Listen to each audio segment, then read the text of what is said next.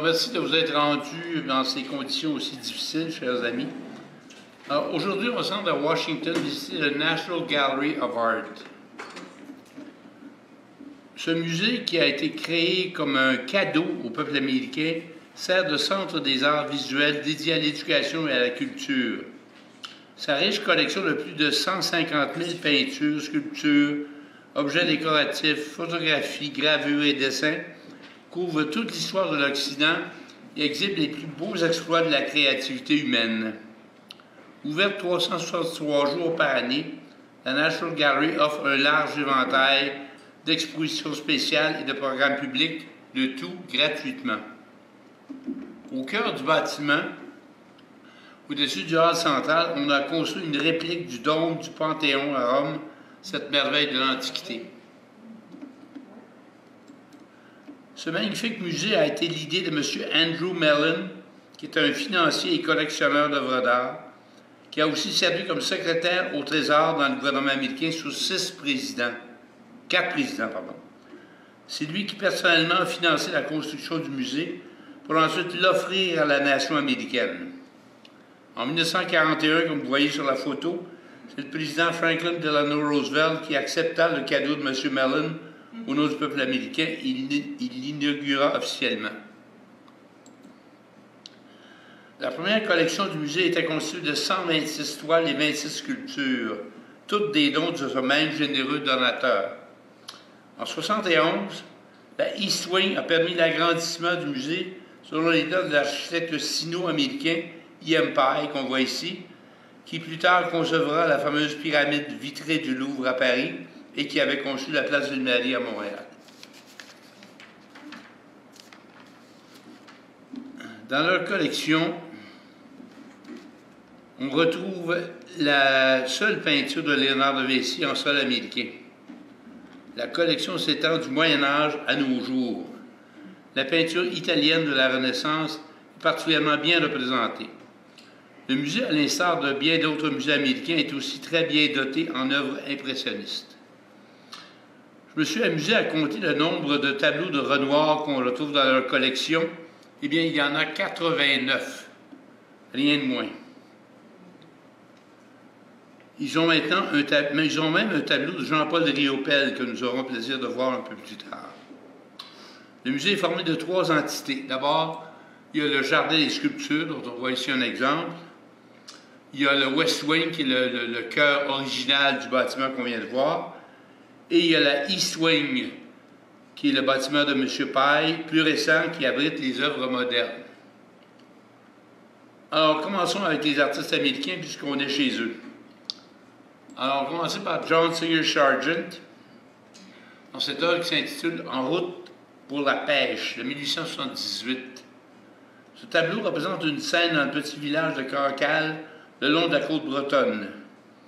Avec en arrière-plan une large plage à marée basse, le phare et un ciel nuageux. On voit un groupe de femmes et d'enfants à la recherche des poissons et des fruits de mer qui étaient échoués sur la plage pour préparer le souper de la maisonnée.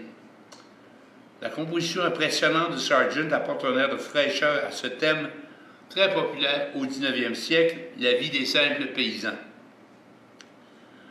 Même si ce tableau donne une impression de spontanéité et d'exécution facile, Sargent a déployé beaucoup d'efforts sur cette toile qu'il voulait inscrire au Salon de Paris de 1878. Il était en début de carrière, il faut savoir. Heureusement, même avant la fin du salon, l'œuvre avait déjà trouvé preneur. C'était la seconde œuvre que Sargent réussissait à vendre dans sa longue et prolifique carrière.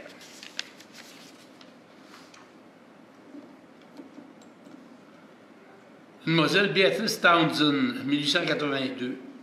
Cette jeune fille était la 6e d'une famille de 7 enfants, dont le père était un avocat et politicien new-yorkais, et la mère une amie de Sargent.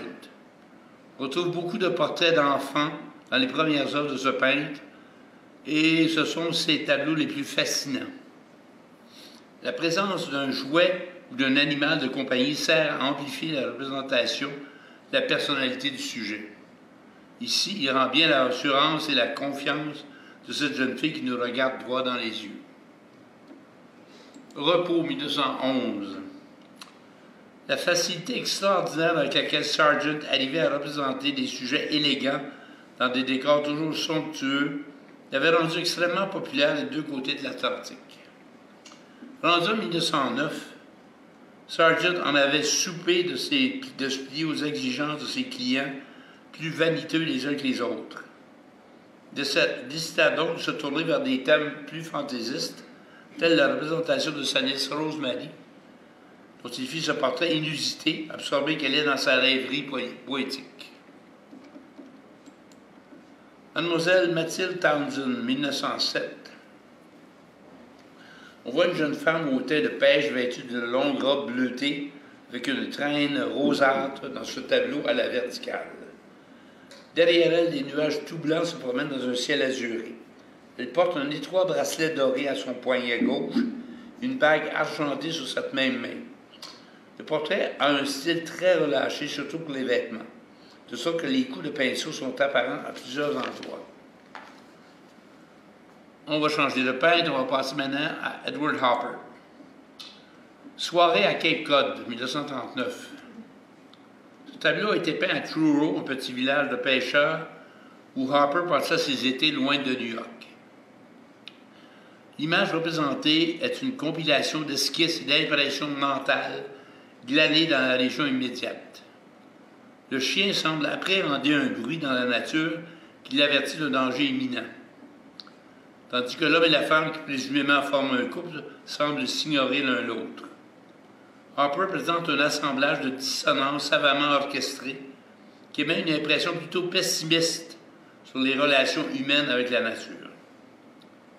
La maison Haskell, 1924. Du bas de la colline, on regarde vers une maison au revêtement blanc avec des volets verts et des bay windows de chaque côté de l'entrée dans cette aquarelle à l'horizontale. Du gazon vert printanier ceinture la maison et des baies bien taillées, des haies plutôt bien taillées cachent l'escalier qui mène à l'entrée de la maison. Le toit est fait de tuiles d'ardoise grises et les ombres sont peintes en mauve foncé.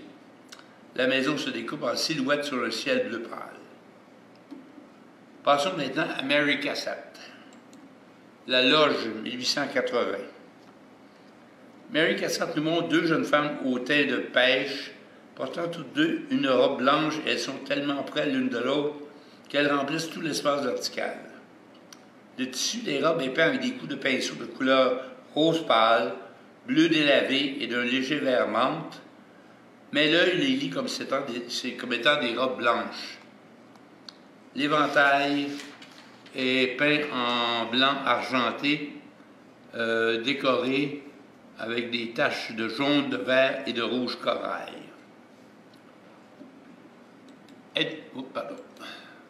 Eddie Cassatt. Il s'agit du fils de son frère Alexandre. Elle nous le montre avec ses grands yeux bleus, ses joues lisses, un petit nez et la bouche fermée. Ses cheveux blonds sont abondants et recouvrent en partie son front et retombent sur ses épaules. Son chien a une fourrure anthracite et il est assis à angle, se tournant vers la droite. Ce portrait est peint de façon relâchée, les coups de pinceau sont apparents surtout sur le tapis, le chien et l'arrière-plan. Des enfants jouant sur la plage, 1884. Lorsque Mary exposa ce tableau en 1886 au dernier salon des impressionnistes, sa réputation de peintre de mère et d'enfant était déjà solidement établie. Les critiques avaient vanté son habileté à représenter les enfants de façon tendre et non pas sentimentale. Son intérêt pour les gravures japonaises à partir de 1883 est évident dans ses œuvres comme ce tableau. Elle a incliné le plan d'observation vers l'avant en se penchant au-dessus des enfants et elle a réduit au minimum le nombre d'objets dans l'arrière-plan pour focusser sur les deux petites filles jouant dans le sable. Absorbées qu'elles sont dans leur activité, elles représentent bien l'attitude près de la nature qui prévalait à l'époque dans la littérature des genres rares. Le tableau occupe une place unique dans l'ensemble de son œuvre. Enfant avec un chapeau de paille, 1886. Dans ses portraits d'enfants, Mary Cassatt décrivait des sentiments, des moments relativement tranquilles et pas exceptionnels, avec un dynamisme considérable dans sa composition. cette toile est une des nombreuses où elle nous montre les petites filles qui veulent s'habiller comme des grandes. Sauf dans ce cas-ci, où il est clair que cette petite n'est pas à son aise, qu'elle n'aime pas se faire demander de rester immobile pour la pause. Des coups de pinceau sont appliqués avec énergie à travers la composition, formant des motifs abstraits comme sur les manches de l'enfant. Cette manière d'appliquer la peinture s'appelle alla prima, ce qui donne une apparence de spontanéité à l'œuvre. La sortie en chaloupe. Le tableau nous montre une chaloupe vert lime et blanche, transportant un homme et une femme tenant un bébé. La femme et l'enfant sont assis face à l'homme. Leurs chapeaux à large bord sont peints d'un ton vert pâle. Le coin de la voile de cette même couleur est raidi par le vent à gauche. La rive au loin est ponctuée d'arbres et de maisons blanches aux toits rouges. Alexandre Calder. Petite araignée. 1940. Cette sculpture verticale est faite d'un élément en forme de C inversé qui supporte une série de 10 fils de métal entrelacés qui se terminent en cascade et en forme de feuille à l'autre bout. La forme en C est supportée au sol par 3 pieds. Les bras, en forme de S, sont reliés par de petits anneaux au centre. Les feuilles qui terminent ce mouvement en arabesque sont toutes de couleurs différentes. Constellation verticale avec une bombe, 1943. Est-ce que c'est la guerre mondiale qui a inspiré cette sculpture à Calder? Peut-être bien. Elle constitue de 10 formes reliées par un fil rigide pour créer un objet qui repose sur le sol. 5 des formes sont en bois, les autres sont peintes. La cinquième de ces formes, en haut à gauche, a un bout en forme de cône pointé vers le bas, d'où sans doute le titre de l'œuvre. Drôle de poisson, 1948. Le contour du poisson est fait en métal peint et pour donner la forme, et il est suspendu avec des fragments de verre colorés pour simuler les écailles du poisson. Sur la queue du poisson, un fil en métal rouge est tendu pour représenter les rayons de cette partie de l'animal. Un aileron sous son ventre, en fil de métal bleu, est en forme de boomerang. Obus, 1972. 3 feuilles de métal découpées en des formes différentes et toutes monochromes, soit en rouge, en noir ou en bleu, constituent cette sculpture abstraite. Au centre de l'œuvre, une forme noire est surmontée d'un triangle qui fait penser à une flèche. Alors qu'on pourrait s'imaginer marchant ou rampant sous les arches noires et rouges, la pièce en bleu est infranchissable car pleine. Une forme en triangle arrondi est découpée dans cette feuille de métal bleu près du dessus à droite. On va passer maintenant aux peintres italiens de la collection. On va commencer à Venise par le Titien. Son œuvre Vénus et Adonis. Vénus s'accroche à son amant comme si elle devinait la mort fatale qui l'attend. Adonis sera encorné par un sanglier sauvage et il en mourra. Le Titien a peint cette scène au moins 30 fois. La version en possession de ce musée date de 1560, mais les examens techniques laissent croire qu'elle avait été entamée 20 ans plus tôt. L'allégorie de l'amour. Le costume de l'homme donne des indices sur la période où cette œuvre a été produite. La coiffure n'a pas été à la mode avant les années 1520. Ce tableau comporte des similitudes de composition avec une autre toile du Titien qui se trouve au Louvre et qui s'appelle « Femme au miroir », que voici. Le doge Andrea Gritti. Cette toile est l'un des plus beaux portraits de Titien. Il nous montre l'expression féroce de ce doge qui imposait l'autorité. Il paraît qu'il a séjourné à Constantinople comme marchand et comme espion pour le comte de Venise. Il aurait joué un rôle important dans la conclusion d'un traité de paix avec les Turcs. Comme doge, il a joué un rôle majeur comme mécène des arts et de l'architecture. Femme tenant une pomme. Cette femme remarquable, dont les cheveux sont détachés et qui porte une robe richement ornementée, dévisage carrément l'observateur. Elle caresse dans ses mains une pomme, ce qui en art a des connotations de la sexualité féminine.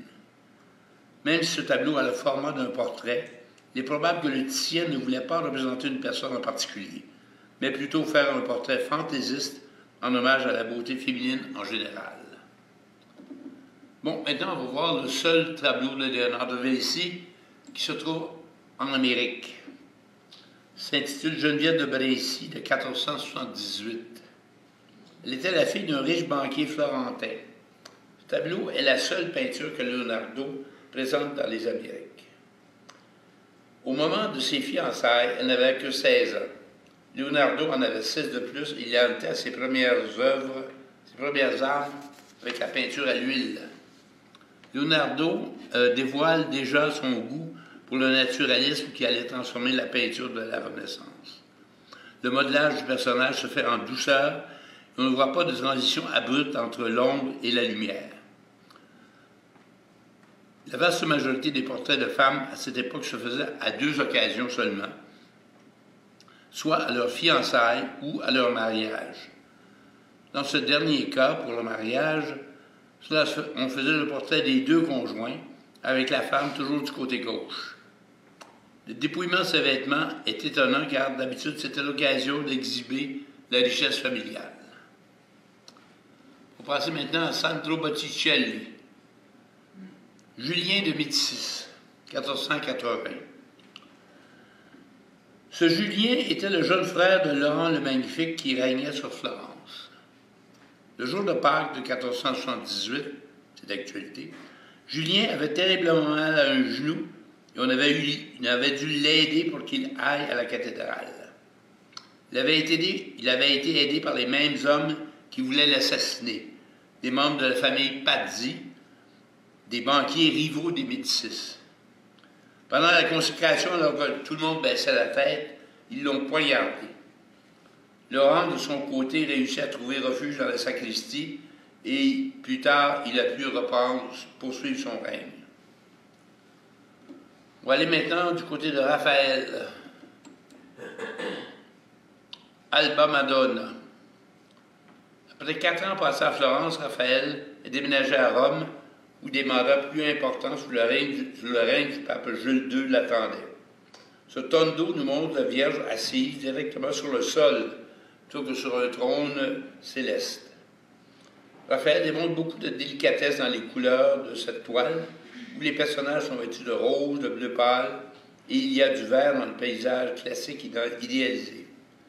L'enfant Jésus, acceptant la croix de Jean-Baptiste, est prémonitoire du calvaire qui l'attend. Saint-Georges et le dragon. Ce tableau appartient à une série de panneaux miniatures que Raphaël a peints à Florence pour la cour d'Urbino, sa ville natale. Saint-Georges était un soldat romain de foi chrétienne qui avait sauvé la fille d'un roi païen en tuant le dragon avec sa lance, ce qui amena le roi et ses sujets à se convertir au christianisme. Bindo Altoviti. Ce jeune homme, avec des longs cheveux blonds, nous regarde par-dessus son épaule droite dans ce portrait à la verticale. Il est montré sur un arrière-plan vert émeraude, portant une cape noire et un vêtement bleu. Il tient sa main droite contre sa poitrine et porte un anneau doré avec une pierre verte. Ce personnage était un banquier né en Florence qui avait hérité de la fortune paternelle alors qu'il n'avait que 17 ans. On va retourner à Venise voir Giorgione, 1480, la Sainte Famille. Giorgione a été un des peintres les plus influents de la haute Renaissance vénitienne. On sait qu'il a étudié avec Giovanni Bellini à Venise, ce qui a laissé une influence durable sur son œuvre. Même s'il a laissé certains tableaux à sujet mythologique et historique, sa plus grande influence fut comme portraitiste capable de capter les expressions subtiles et raffinées de ses sujets avec un modelage adroit et une coloration soignée. Vénus et Cupidon, dans un paysage. Ce tableau représente Vénus qui est la déesse de l'amour, qui désarme son fils Cupidon, reconnaissable à ses ailes et à son carquois, en lui retirant ses flèches. Pendant que d'autres peintres utilisent le paysage pour meubler l'espace autour de leur sujet, Giorgione s'en servait pour mettre la table et créer une ambiance dans ses tableaux. Giovanni Borgherini et son tuteur, 1505. C'est probablement ce tableau que Vasari, le peintre, architecte et historien de l'art des Médicis, avait vu dans la résidence de Giovanni Borgherini à Florence et que Giorgione avait peint durant la jeunesse de son sujet. Cette toile avait sans doute été commandée par son père Salvi Borgherini alors qu'il était à Venise avec son fils à côté de 1504. Giorgione est décédé dans la trentaine et il n'a laissé derrière lui que 8 œuvres qui lui ont survécu, dont 3 qui sont dans cette collection. Il est connu pour la poésie fugace qu'on retrouve dans ses toiles. Le Tintoret. Un procureur au palais de Saint-Marc. Ce tableau dépeint un des imposants responsables de la justice à Venise. Le Tintoret a été un des plus prolifiques artistes vénitiens durant la haute Renaissance, se spécialisant dans les scènes religieuses à grande échelle, les sujets mythologiques et les portraits. Son style était caractérisé par un usage exagéré et dramatique des effets de la perspective. Avant de peindre des poses complexes, il faisait souvent des modèles en cire. Même s'il était un maître peintre, le Tintoret a quelquefois été critiqué pour ses coups de pinceau rapides et brouillons qui apparaissaient à ses critiques et à ses pairs comme un manque de fini. Le Tintoret avait peu d'affinité avec les autres peintres de Venise, mais il s'est découvert des goûts communs avec El Greco. On va quitter l'Italie pour se rendre en France avec un tableau de Renoir, l'Odalisque. Une odalisque était dans le monde ottoman une esclave qui s'occupait des femmes dans le harem. Renoir a peint sa première odalisque en 1870. C'était une femme européenne dans des vêtements extravagants d'une Algérienne. Comme dans tous les tableaux, Renoir montre des formes douces, rondes et sensuelles. Ce sera qu'en 1881, soit 11 ans plus tard, qu'il put finalement se rendre en Afrique du Nord pour en venir à la conclusion que les femmes là-bas sont inapprochables. Il retournera donc de sa pratique de peindre des modèles français vêtus de robes exotiques. C'est ainsi qu'en 1895, 25 ans plus tard, il a peint cette seconde odalisque. La fille à l'arrosoir. En 1976, Renoir commença à peindre des scènes anecdotiques de femmes et d'enfants. Ses couleurs reflètent la fraîcheur de la palette impressionniste et les coups de pinceau sont délicats, surtout dans le visage de la petite fille. Une atmosphère de lumière chaleureuse et enveloppante transmet la notion de l'innocence de cet enfant. La baigneuse se coiffant en 1893. Avec ses manipulations émotives de couleurs et son vocabulaire de coups de pinceau rapides, Renoir a contribué grandement à la création du mouvement impressionniste. Ici, ses coups de pinceau sont entremêlés, donnent un aspect presque embrouillé au tableau. Les joues de la baigneuse sont bien roses, de même que ses lèvres. Ses seins sont bien ronds, fermes, et une pièce de tissu blanc entoure le haut de ses cuisses. L'enfant et les jouets, de 96. Cet enfant, c'est Jean Renoir, à l'âge de 2 ans, avec sa nounou Gabrielle, qui était aussi un modèle et une servante dans la maison de M. Renoir. Alors, Jean Renoir deviendra un scénariste et réalisateur de cinéma dont les films sont profondément marqués les mutations du cinéma français entre 1930 et 1950, avant d'ouvrir la voie à la nouvelle vague. Il est décédé à Beverly Hills en 1979. On passe maintenant à Edgar Degas. Les Cavaliers. Même s'il est considéré comme un des fondateurs de l'impressionnisme, de concert avec Manet, Renoir et Cassatt, il rejetait le titre d'impressionniste. Il préférait nettement s'appeler réaliste, ne jurait que par le réalisme. Il détestait les scandales causés par les expositions des impressionnistes. Il se moquait de leur manie de trop peindre à l'extérieur. Sa vie personnelle était plutôt tranquille, car il croyait qu'un artiste devait mener une vie de solitude, ce qu'il fit. Éventuellement, il se brouillait avec des amis juifs à cause de ses opinions antisémites. Il ne se maria jamais et était opposé au changement social et aux innovations technologiques. Il a toujours peint à l'intérieur jusqu'en 1912, alors qu'il était presque aveugle. Les statuettes de danseuses et de chevaux. Vous savez tous que Degas, avant d'entamer un tableau, préférait faire des études du mouvement de ses sujets au préalable, avec des statuettes habituellement en cire ou en plâtre, que ses éditions ont subséquemment fait couler en bronze. Sachez que ce musée possède un nombre presque incalculable de ces statuettes, je vais vous en montrer quelques-unes. Ce sont soit des danseuses ou des chevaux, même des chevaux avec jockey. Mademoiselle Hortense Valpinson. Cette œuvre a été acquise par M. Paul Mellon, le fils du généreux créateur de ce musée. Dans le même esprit de générosité que son paternel, il en fit don à la National Gallery. Degas a fait ce portrait en 1883 au pastel et au crayon de graphite de cette dame qui portait aussi le nom de Madame Jacques Fourchy. Édouard Manet, le vieux musicien. Dans sa critique du Salon de Paris de 1846, le poète Charles Baudelaire empressait les artistes de représenter les héros de la vie moderne. Manet incarnait le peintre idéal du Paris de l'époque. Au début des années 1860, le baron Haussmann avait fait raser les taudis de la ville pour les remplacer par des immeubles en pierre de 6 étages le long des larges boulevards. Manet représente ici un musicien ambulant, une gitane avec un enfant, un acrobate, un ivrogne et un mendiant. Cette faune constituait bien les gens déplacés par les travaux d'urbanisme.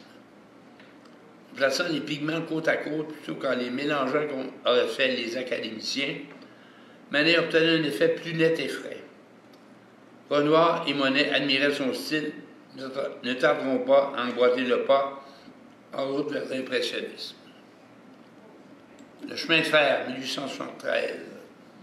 La gare Saint-Lazare, celle qui était la plus occupée de Paris, sert d'arrière-plan à cette scène, mais sans quoi la voir. Tout ce qu'on voit, c'est la vapeur dégagée par la locomotive. La femme est Victorine Meurant, le modèle préféré de Manet. Et la fille est la fille d'un collègue. Manet avait soumis 4 œuvres au Salon de Paris de 1874. Seules 2 ont été acceptées, dont ce tableau. On va passer du côté de la sculpture avec Aristide Maillol. Les 3 nymphes, 1937. C'est en 1930 que Maillol commença son groupe de nymphes. Il y travailla pendant 7 ans, l'exposant pour la première fois en 1937 au Petit Palais, le musée de la ville de Paris. Chacune des nymphes représente la fleur avec laquelle elle est couronnée, c'est-à-dire la pâquerette, la renoncule et la marjolaine. C'est une œuvre marquante de l'entre-deux-guerres dont Maillol était particulièrement satisfait. On y reconnaît l'essentiel de son style, la plénitude des formes, le classicisme des lignes et la symbolique des figures. Ce style plein et épuré d'une profonde originalité joue un rôle aussi important que les sculptures de Ronin dans une toute autre voie. Torse d'une jeune femme. Dans les années 1930, pendant qu'il cherchait une nouvelle inspiration, Maillol a fait la connaissance de Dina Vierny, une jeune fille aux formes épanouies, qui deviendra son principal modèle pour les 10 années à venir. Par sa vision sur l'arrangement des masses et la rupture avec l'art descriptif du 19e siècle, Maillol, dans son domaine, a ouvert la voie à l'abstraction. D'emblée, Maillol pense à une sculpture de l'immobile et atteint une perfection des proportions, tant pour les sculptures de petit format que pour ses œuvres monumentales. Claude Monet, le berceau. Monet nous montre avec fierté son fils Jean, nouveau-né, avec sa femme Camille qui se penche sur le berceau. Les yeux foncés de l'enfant sont grands ouverts et sa tête est emmaillotée dans un bonnet blanc avec une boucle bleue royale. Dans son poing fermé gauche, il tient un tambour blanc au bout d'un bâton orangé. On aperçoit le coin d'un lit à côté du berceau, sans doute le lit conjugal. Sainte-Adresse, 1867. En juin 1867, le père de Claude Monet le prie de se rendre à Sainte-Adresse sur la côte normande pour s'occuper de sa vieille tante Sophie Lecadre. Monet profita de cette période pour avancer une vingtaine de tableaux. Son séjour se prolongea jusqu'à l'hiver. Le présent tableau est le plus important de sortir de cette période. En termes stylistiques, il est consistant avec ses marines produites à l'été et à l'automne de 1867. La présence d'épaisseurs sur la plage semble suggérer qu'on est à l'automne alors que les touristes nombreux en Normandie sont rentrés chez eux. Le tableau tranche avec celui qu'on a vu au Metropolitan, où on voit des touristes bien vêtus, observant une régate de petites embarcations par une chaude journée d'été. Le pont Argenteuil. À une distance de 10 pieds, les coups de pinceau de Monet se confondent et donnent une vue convaincante de la Seine et des bateaux à Argenteuil. Vu de proche, chaque coup de pinceau est distinct et forme une mosaïque de teintes brillantes. Dans l'eau, les touches rapides rendent bien le mouvement du courant. Pour les arbres, une peinture plus épaisse est appliquée avec des coups plus denses. Au début de l'impressionnisme, Monet, Renoir et les autres tentaient de capter les effets évanescents de la lumière sur les paysages et de transmettre l'expérience qu'ils vivaient. Le pont japonais. En 1999, Monet a peint 12 tableaux à partir de même point de vue, mettant en évidence le pont au-dessus de son jardin aquatique. Cette œuvre en fait partie. Lorsque Monet exposa ses toiles à la galerie Durand-Ruel, certains critiques ont mentionné sa dette envers l'art japonais. Le critique d'art Gustave Geoffroy décrit cette œuvre ainsi. Un bassin calme, immobile, rigide et profond comme un miroir, sur lequel poussent de mystérieux nénuphars et entouré par de la végétation douce et verdoyante. Femme avec un parasol. Comme déjà mentionné, Monet a eu l'occasion en 1871 de déménager à Argenteuil, ce qui lui a permis de peindre de multiples tableaux dans ce nouvel environnement qui s'y prêtait si bien. Dans cette toile, son habileté de portraitiste est mise en évidence autant que celle de paysagiste. Les traits de ses sujets sont représentés aussi librement que leur environnement. On voit sa femme Camille et son fils Jean un peu en retrait. La spontanéité et le naturel de l'œuvre furent soulignés par le Salon impressionniste de 1876. Le soleil brille derrière sa femme Camille pour blanchir au-dessus de son parasol, pendant que les reflets colorés des fleurs sauvages à ses pieds se retrouvent sur sa robe. Alors, on va parler d'Auguste Rodin. Cette statue s'intitule « L'âge des reins », était faite en 1898. Cette splendide image d'un homme à pleine grandeur représente une étape révolutionnaire en sculpture moderne, en ce sens qu'elle abandonne les références iconographiques traditionnelles en faveur d'une concentration sur la forme purement esthétique. Le titre de l'œuvre révèle l'intention de Rodin qui voulait nous montrer l'homme à l'aube du développement technologique qui le fait passer de l'âge où ses outils étaient en pierre à celui où ils seront en métal. Cette version de la statue qui se retrouve à Washington a été la première œuvre de Rodin à entrer dans une collection publique américaine. Le baiser, 1892. Les critiques du 9e siècle ont été séduits immédiatement par ce duo de Paolo et Francesca, les amants passionnés de l'enfer de Dante. Un critique surnomma l'œuvre Le baiser et ce titre lui est resté. La version de ce musée n'est autre que de 10 pouces.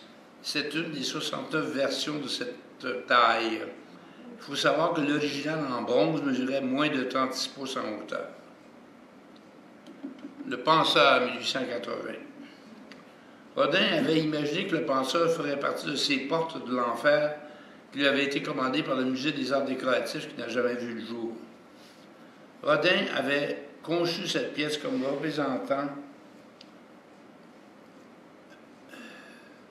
un poète ou un créateur. En 1896, le nom du penseur avait fini par s'imposer.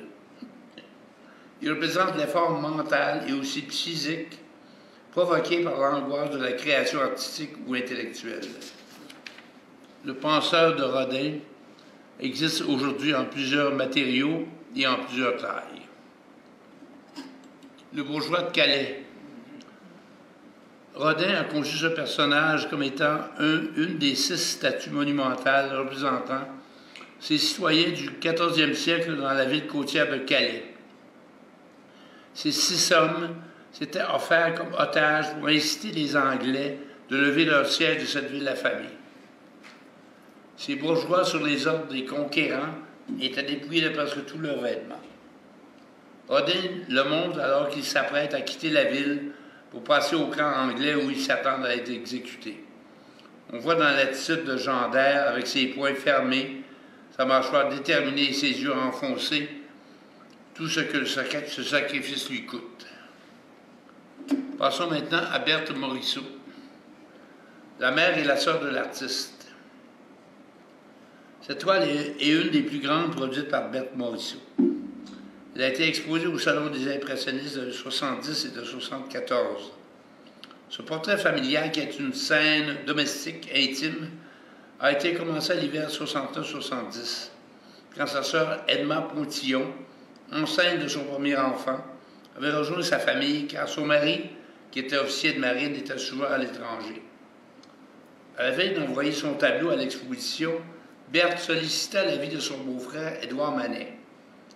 Plutôt que de lui faire des suggestions verbales, Manet a repeint au complet le personnage de la mère. La touche assurée de Manet fait en sorte qu'il y a un contraste marqué avec la sœur que Berthe avait peint de traits nerveux et raffinés.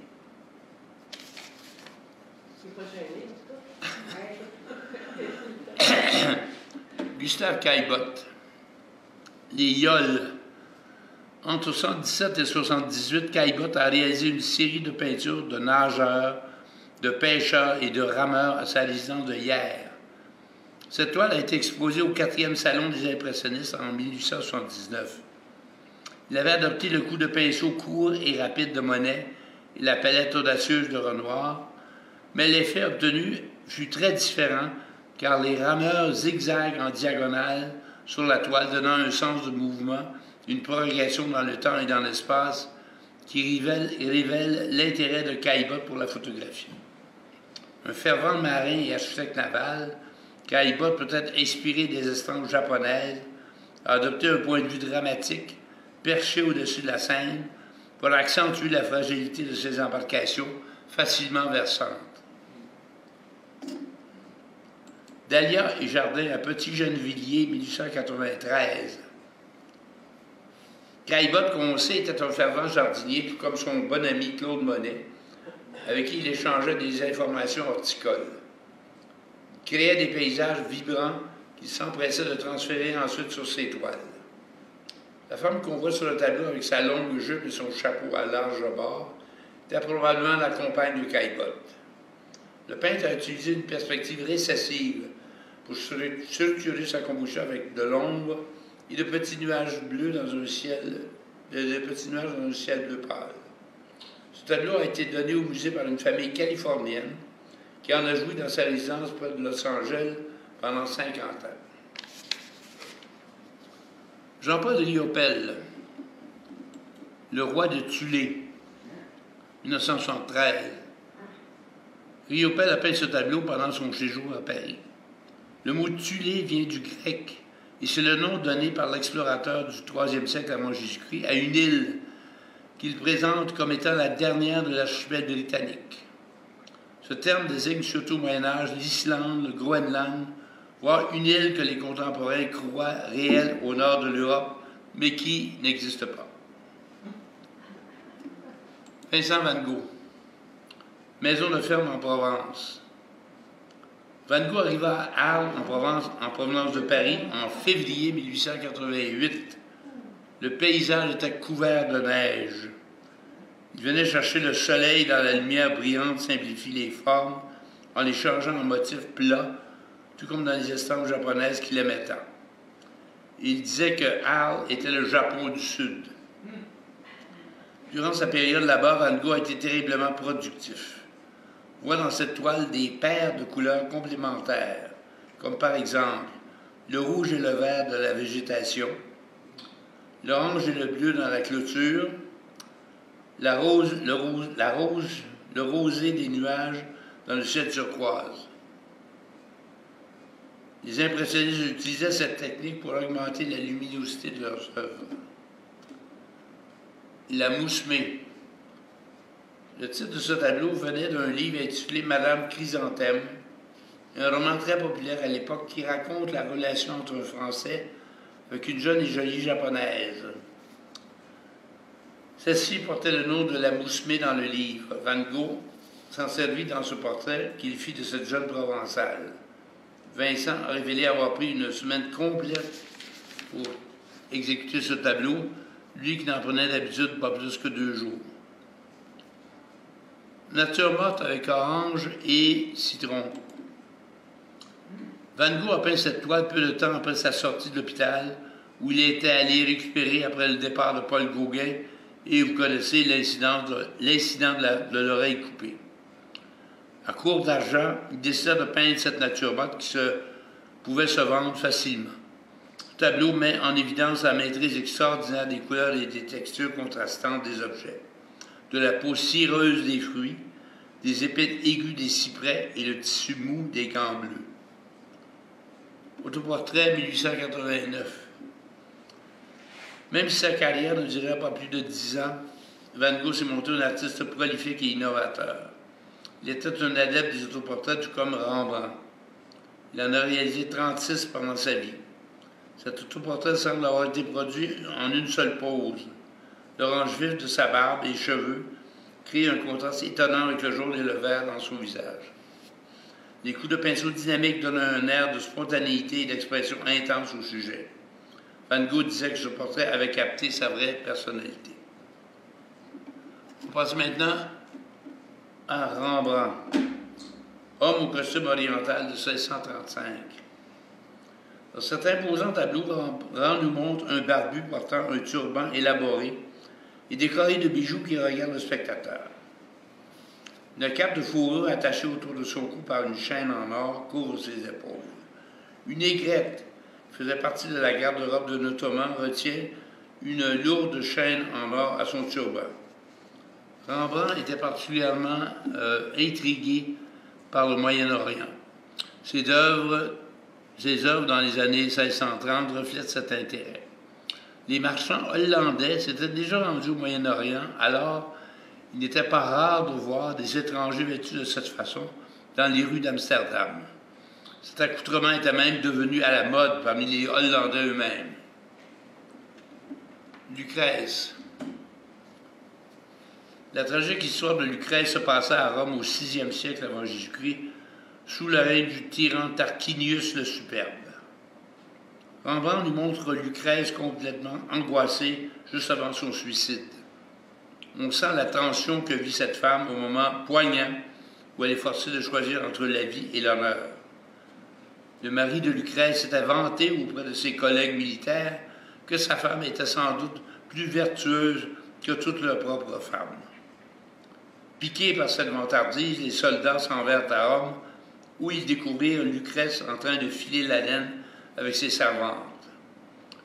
Les vertus de Lucrèce titillaient Sextus Tarquinius, le fils du tyran, qui, entrant dans sa chambre quelques jours plus tard, il la menaça de mort s'il ne cédait pas à ses avances.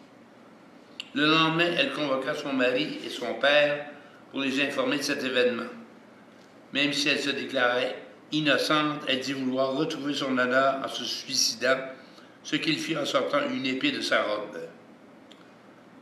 Débordant de peine et de colère, le père et le mari jurèrent de la venger, ce qui déclencha une révolte qui détrôna le tyran, menant finalement à la création de la République romaine. Un noble polonais. Ce tableau n'est pas le portrait d'une personne spécifique, mais représente plutôt un type générique et exotique que Rembrandt aimait bien peindre dans les années 1630. Cette sorte de tableau laissait pleine liberté à Rembrandt et à son imagination. Il a réussi à créer une présence puissante et presque sculpturale. On peut se demander si ce n'est pas un autoportrait déguisé et amélioré qui l'a pondu là. Portrait de Rembrandt 1650. Même si ce tableau a longtemps été considéré comme un autoportrait, les analyses techniques et stylistiques établissent maintenant qu'il a été peint par quelqu'un de l'atelier de Rembrandt, probablement Govert Flinck. Ce portrait est inusité dans le sens où le costume est exécuté d'une manière très différente du visage. Alors que les traits du visage sont modelés avec moult nuances, le costume est fait par une variété de techniques audacieuses. Les toiles de Rembrandt sont plus constantes dans les techniques utilisées. On peut présumer que Rembrandt a finalement approuvé le concept de l'exécution de ce tableau. Il y avait, semble-t-il, une forte demande pour les images de Rembrandt. Jan Vermeer, fille avec une flûte.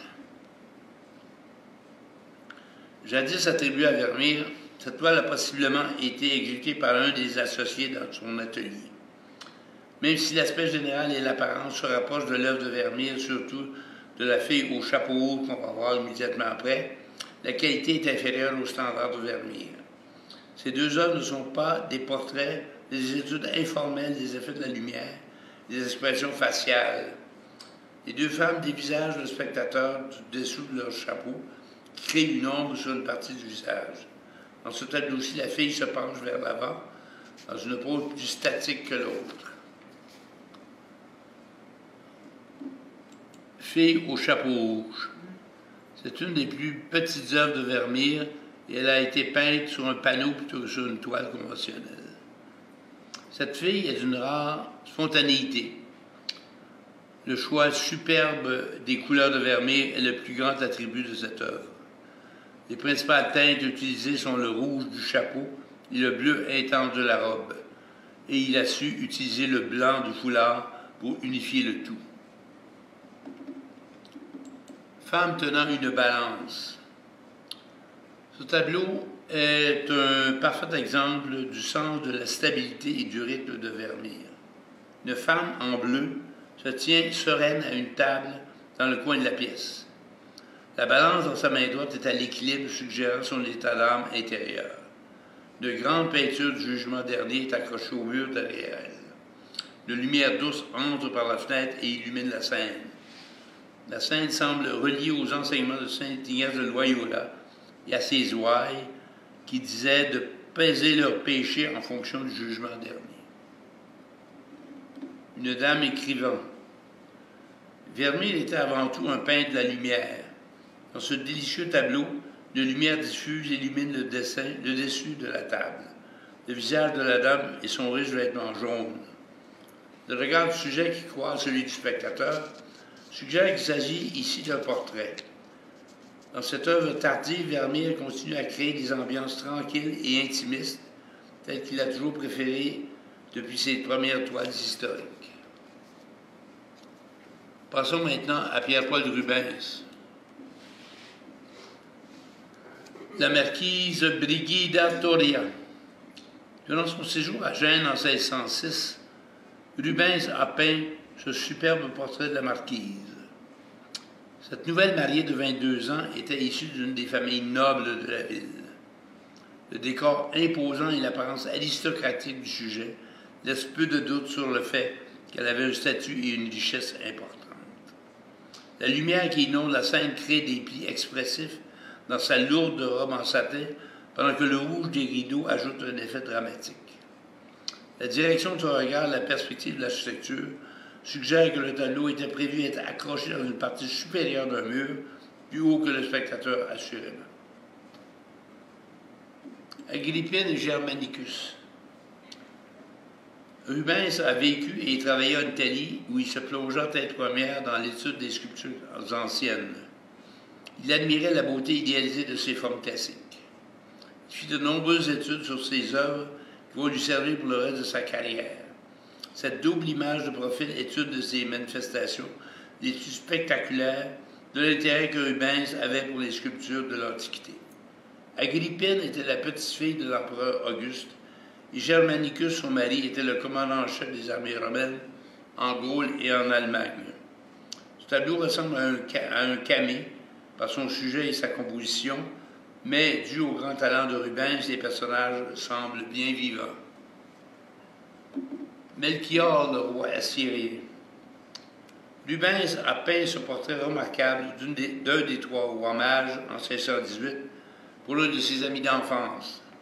Cette image a été traditionnellement associée à Melchior, le roi assyrien, dont on voit le profil sous la forme d'un homme d'âge mûr avec une grosse barbe. Dans sa somptueuse robe, il vient juste d'ouvrir un contenant d'encens pour le divin enfant. Représenter un roi mage était un rituel pour Rubens, qui, à cause de sa grande piété, a peint la scène de l'adoration des mages pas moins de 12 fois. Passons maintenant à Marc Chagall. Le tableau s'intitule Purim. En 1917, Chagall a reçu une commande de la Société pour la promotion des arts dans le but de créer une série de murales grand format décrivant des fêtes religieuses. Ces murales étaient destinées à une école rattachée à la synagogue principale de Saint-Pétersbourg. Purim est la fête qui commémore le sauvetage des Juifs qui ont échappé à la cruauté du roi Ahasuérus. Cette célébration implique des échanges de nourriture et des gâteries, comme on peut en voir dans la murale de Chagall. Place de la Concorde, 1952. Un homme flottant dans les airs ressemble vraisemblablement à un autoportrait de Chagall, tend une main protectrice au-dessus d'une femme qui tient un enfant dans ses bras. Elle surplombe la place de la Concorde à Paris, telle une statue monumentale, semblable aux statues de la place qui incarnent 8 villes de France. Chagall dessine un Paris resplendissant de couleurs pastel du printemps. Chagall avait produit ce tableau pour son célèbre cycle Vision de Paris en 1952 pour la revue américaine Verve. Alberto Giacometti, Le chariot, 1950. Cette œuvre de Giacometti fait partie de 3 sculptures les plus chères jamais vendues aux enchères publiques. En 2014, elle a été payée 101 millions de dollars. Oui. Cette obsession pour le sculpteur suisse qui a façonné les figures humaines dans le Paris de l'après-guerre symbolise une époque épouvantable. Le chariot est la première grande sculpture créée par Giacometti après la guerre. En 1938, il avait été frappé par une voiture conduite par une Américaine ivre. Avec sa jambe droite écrasée, il sera condamné éventuellement à boiter tout le reste de ses jours. La mobilité devient donc pour lui un thème qui lui est cher, que ce soit avec l'homme qui marche, qu'on va voir, ou avec cet homme qui se déplace en chariot. L'homme qui marche, 1978. Une sculpture abstraite en bronze, de matériaux lourds, contraste avec la nudité et la fragilité de son corps. Cet homme semble esselé et pathétique, puisqu'il semble marcher les pieds enracinés. Il apparaît comme placé seul face au monde. Sa nudité et sa fragilité, aux yeux de son créateur, devaient le rendre universel et intemporel. Passez maintenant du côté des artistes britanniques, avec James Tissot, qui était en réalité un peintre français, comme vous savez, mais il a fait carrière en Angleterre. Ce tableau s'intitule Cache-Cache. Au début de 1874, Degas écrivit à Tissot et lui dit « Écoutez, mon cher Tissot, vous devez absolument venir exposer au premier salon impressionniste. Sachez que votre pays est avec... Soyez de votre pays et avec vos amis. » Mais Tissot a persisté à demeurer en Angleterre Et comme Degas, il continue à travailler dans la veine du réalisme. Cache-cache se situe dans le salon encombré de la Victorienne, le studio de l'artiste en fait. Après que Kathleen Newton soit entrée dans sa vie, Tissot se concentre sur des scènes anecdotiques qui tournent autour de leur vie de banlieue. On voit la compagne de l'artiste qui lit dans un coin pendant que ses nièces s'amusent à jouer à cache-cache.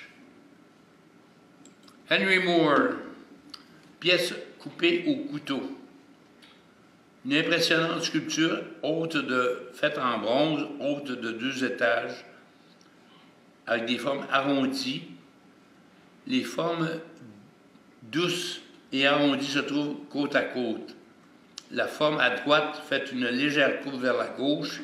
La forme de gauche ressemble à un U géant avec une grande courbe vers le bas. La sculpture a une coloration dans les tons de miel. Une troisième forme apparaît comme élément droit à la verticale, derrière et à gauche de la pièce en forme de U. Alfred Sisley, inondation à Pont-Merly, 1872. Une inondation au printemps de 1872 attira Sisley à Pont-Merly, lui qui habitait non loin à Louveciennes. Plutôt que de peindre une scène dramatique de cet incident, Sisley a choisi de se concentrer sur les effets visuels des nuages gorgés de pluie et sur les rues recouvertes d'eau. La tranquillité qui émane de ce tableau et la simplicité des observations de Sisley sont des qualités qui viennent du peintre Corot qu'il avait rencontré dans les années 1860. La composition est traditionnelle, mais ce qui en fait une œuvre impressionniste, c'est qu'il a peint la scène rapidement, probablement en une seule session. Les tonalités nuancées et la surface animée de la peinture sont des marques d'une œuvre de maturité de Sisley. Passons maintenant au peintre espagnol de la collection de la National Gallery avec El Greco. Saint-Martin et le mendiant. Ce saint qui vivait durant le règne de Constantin le Grand était membre de la cavalerie impériale près de la ville d'Amiens en Gaule. Il croisa un mendiant transi par une glaciale journée d'hiver. Il coupa aussitôt sa cape en deux avec son épée et la partagea avec ce dernier. La tradition veut que le Christ lui soit apparu en rêve et lui ait dit « Ce que tu as fait pour ce pauvre homme, c'est pour moi que tu l'as fait. » La distorsion que El Greco a donnée à la forme du mendiant est un indice qu'il n'est pas de ce monde et suggère sa vraie identité révélée dans le rêve de Saint-Martin. Laocoon, 1614. Laocoon était le mythique prêtre à Troie qui avait averti ses concitoyens de se méfier de ce cheval de bois laissé par les Grecs à l'extérieur de la muraille de la ville avant de partir. Ce prêtre s'attira les foudres des dieux pour avoir profané un objet dédié à la déesse Athéna. El Greco nous montre des serpents envoyés par les dieux en colère, défiant Laocoon et ses fils dans un combat mortel. El Greco prend tous les moyens possibles pour rendre cette scène lugubre en donnant des tons de chair bizarres aux personnages qui s'apparentent à une apocalypse. Francisco Goya, Madame Salazar Garcia. Dans les années entre sa nomination comme peintre officiel de la cour de Charles IV et l'invasion des troupes de Napoléon en 1808, Goya a vécu de belles périodes de productivité et de sécurité financière. En contraste avec son œuvre antérieure, qu'on va voir dans un instant, la marquise de Ponteilleul, Goya se dispense du décor et traite les costumes de façon plus impressionniste. Éliminant les détails superflus, il donne vie à ses personnages avec une économie de moyens, suggérant l'aspect de la mantille et de la dame plutôt que d'entrer dans les détails. Goya a créé le vocabulaire visuel qui représente l'expression beauté espagnole. La marquise de Ponteilleul, 1786, une œuvre de beaucoup antérieure à celle qu'on vient de voir. Alors, les arbres, la pelouse, la végétation simplifiée et presque abstrait mettent en évidence cette marquise à la taille de guêpe.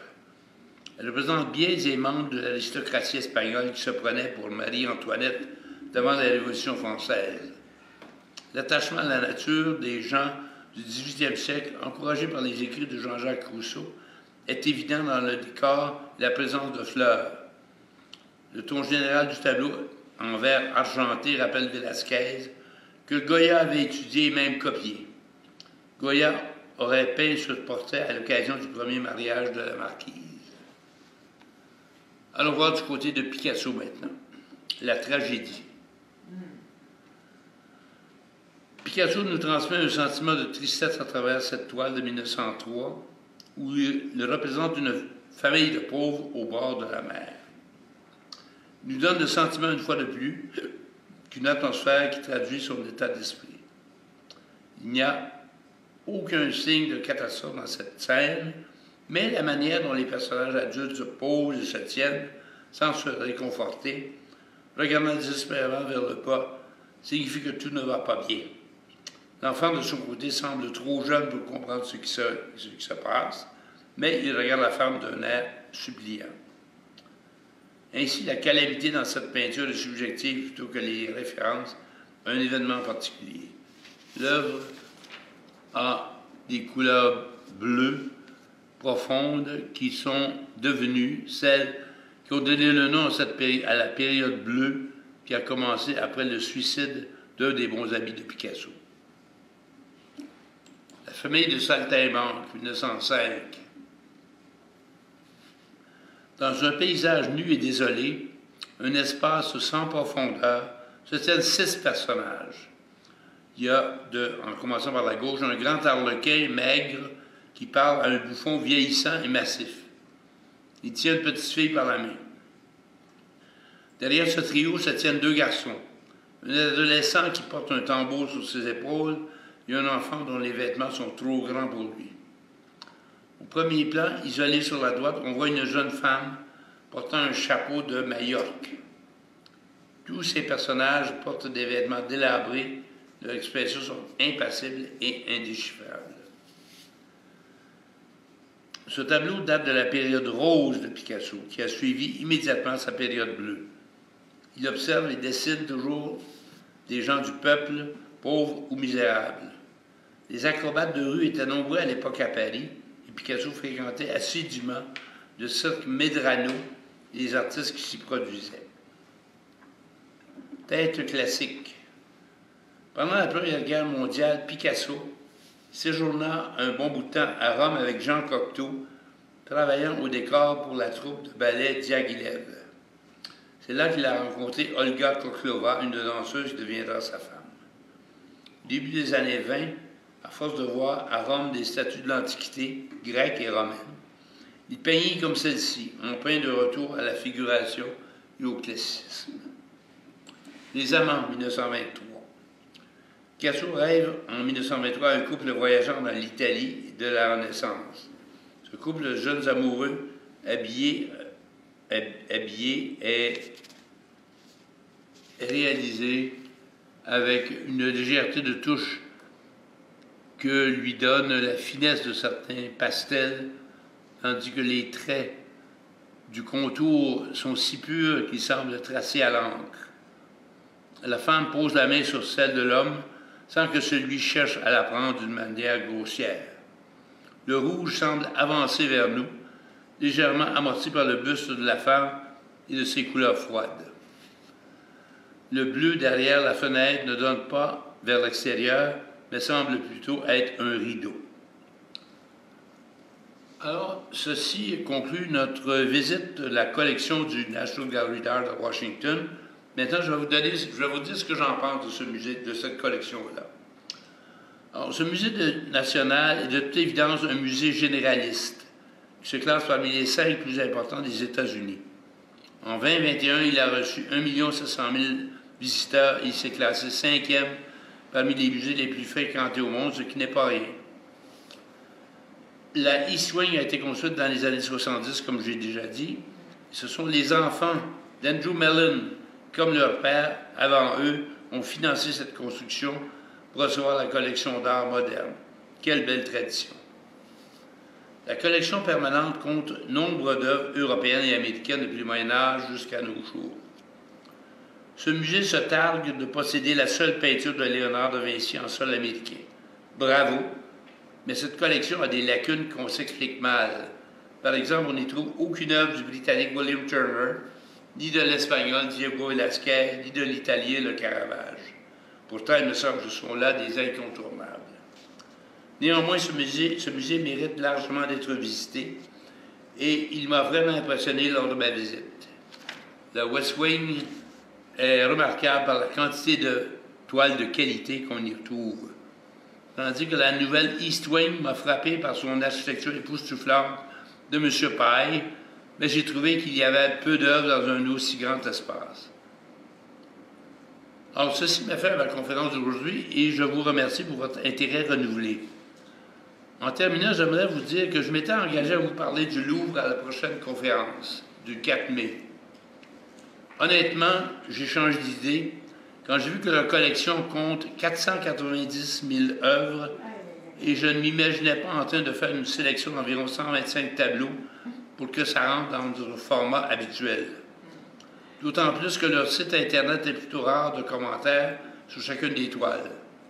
J'ai donc fait un virage à 90 degrés pour me réfugier à Amsterdam, au sympathique Rijksmuseum, qui recèle des trésors insoupçonnés de l'art flamand et de l'Occident en général.